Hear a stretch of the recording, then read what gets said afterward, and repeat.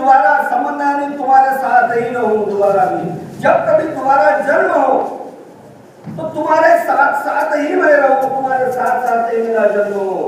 और मुक्ति से पहले, केवल आनंद पहले, अविद्या छेद करने से पहले जो परमात्मा के साथ संबंध जुड़ता है उसका नाम है पूर्ण संबंध। तो साधा ने क्या मांगा? साधा ने कैवल्यानंद मांगा, क्योंकि कैवल्यानंद की पहली जो स्टेज है वो पूर्ण संबंध है। तो साधा ने क्या मांगा? पूर्ण संबंध मांगा। और मांगा कैसे? अनमने ढंग से, न चाहते हुए, परमात्मा की अप्रसन्नता निर्माण हो इसलिए मांगा। तो वो जो अर्पण करने की वस्तु महत्वपूर्ण नहीं है,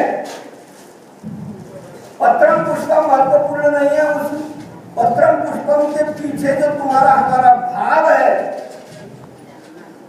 वह महत्वपूर्ण है।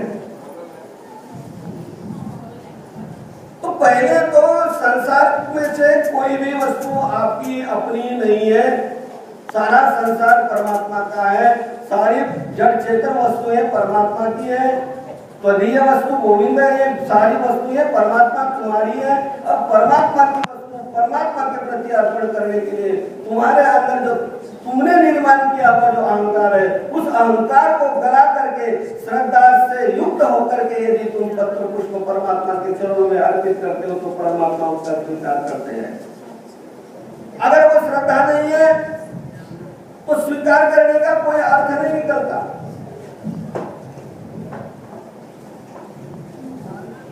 कुछ लोग कहते हैं अच्छे कर्म करो, परमात्मा की पूजा करने की क्या आवश्यकता है? और बड़े बड़े लोग बैठे हैं यहाँ, ज्ञानी ध्यानी तपस्वी,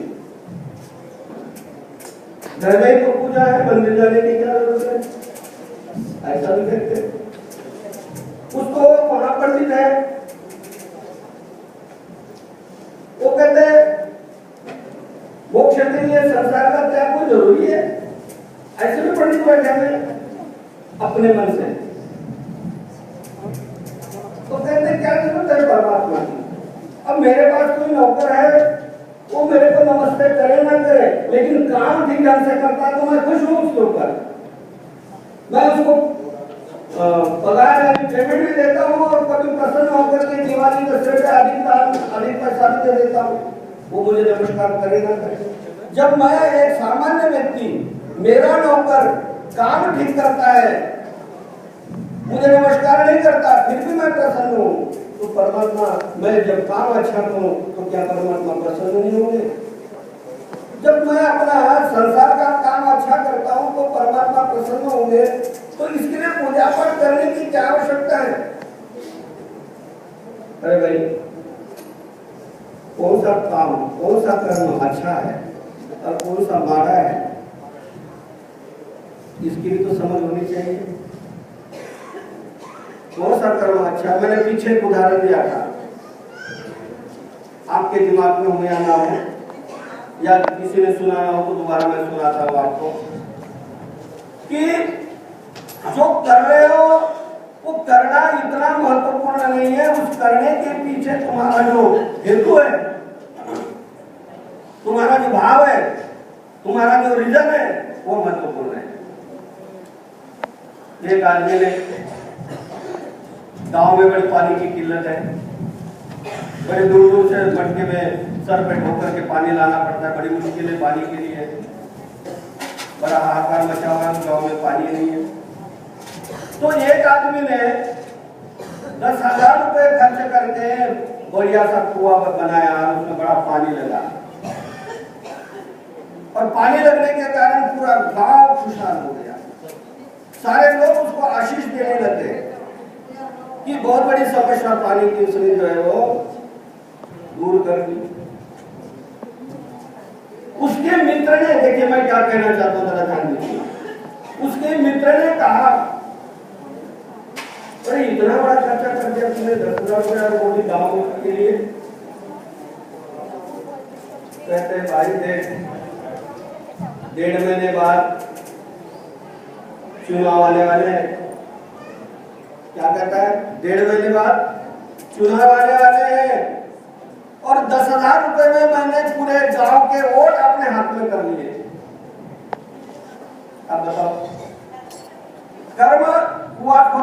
किया है, लेकिन उस कर्म के करने के पीछे जो भाव है वो क्या है कि इस कुएं के द्वारा, इस 10,000 के द्वारा मैं पूरे गांव के वोट अपने झोली में ले लूंगा। उद्देश्य गलत हो गया। कर्म और कर्म का उद्देश्य, जो चीजें परमात्मा के प्रति अर्पण की जा रही है, वो उस अर्पण के प्रति तुम्हारा कर्म और उस कर्म के प्रति तुम्हारा जो उद्देश्य, किस भावना से, किस संकल्प से तुम परमात्मा के प्रति पत्र पुष्प अर्पित कर रहे हो, ये महत्वपूर्ण है ना।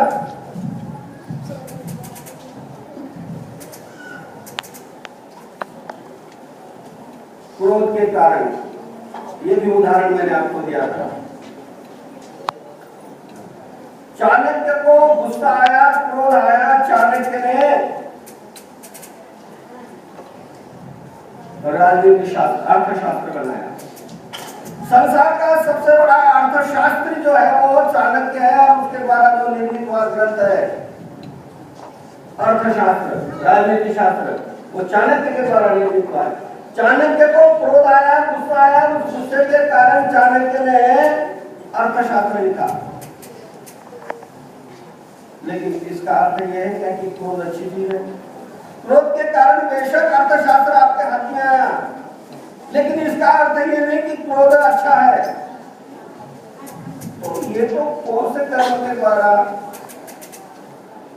अच्छा हो रहा है और कौन से अच्छे कर्म के द्वारा बुरा हो रहा है, इसको तो समझने के लिए अलग से गुरु चरणों में बैठने की जरूरत है। तो जो अर्पण किया जा रहा है परमात्मा के प्रति, पत्र पुष्प फल, क्या भाव है उसके पीछे हमारा? हो सकता है उस वीडियो के अंदर कहते हो कि मेरे बेटे को नौकरी लगे, मैं नहीं सुन रहा हूं। जिसके साथ खड़े होकर के बीड़ा चढ़ा रहे हो वो भी नहीं सुन रहा।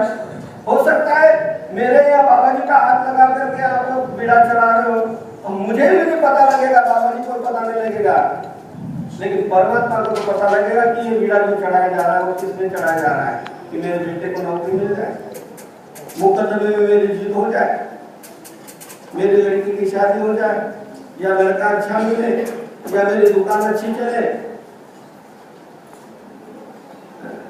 आज 500 गज की कोठी है तो 1000 गज की कोठी हो जाए। मुझे क्या पता कि तुम जो बीड़ा चढ़ा रहे हो, उस बीड़े चढ़ाने के पीछे लिपटा हुआ क्या है? वो पाठ कर रहे हैं दत्तात्रेय कवच का। शास्त्री जी, हमने 1000 दत्तात्रेय कवच का पाठ रखा हुआ है।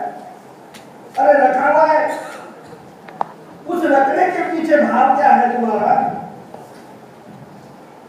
कुछ डिमांड है, कुछ मांग है। तो मांग है तो पाठ नहीं बना, वो तो दुकानदारी बन गई, वो पाठ नहीं बना, वो बीड़ा नहीं बना। मैं 5-10 खेते करूंगी, ठीक है, मजबूरी में जब नहीं हो पाता, अपने बलबूते पर अपनी गाड़ी नहीं खींच पाते हो। 4-8 बार जीवन में, पूरे जीवन में जब ऐसे मौके आते हैं कि हम अपने बलबूते पर कोई काम नहीं कर पाते, वो काम हमारे संसार के लिए बहुत जरूरी है, तो ऐसे अवस्था में तुम परमात्मा का साथ लेते हो, बीड़ा चढ़ाते हो, तीर्थ यात्रा करते हो, खेती करते हो, तो अच्छी बात है। लेकिन ये प्रसंग कब, जब तुम अटक गए हो, तुम अपनी मेहनत से वो काम नहीं कर पा रहे हो, तुमने एडी चुट्टी का जोर लगाया उस काम को करने के लिए, लेकिन फिर भी सफलता नहीं मिल पा रही, तो ऐसी अवस्था में सरकार बीड़ा चलेगा, तुम्हारी खेतें भी चलेगी, लेकिन जिंदगी भर जब भी गए भगवान के आगे, जब भी गए तीर्थ यात्रा, तो भिखारी की तरह मांगते ही थे, ये दे दो, वो दे दो, वो दे दो, वो दे दो। तो प्रत्येक बीड़ा हमारा, प्रत्येक प्रार्थना हमारी अगर कुछ कामना से भरी हुई है, तो पत्र पुष्प फल परमात्मा कहते मैं स्वीकार नहीं करता।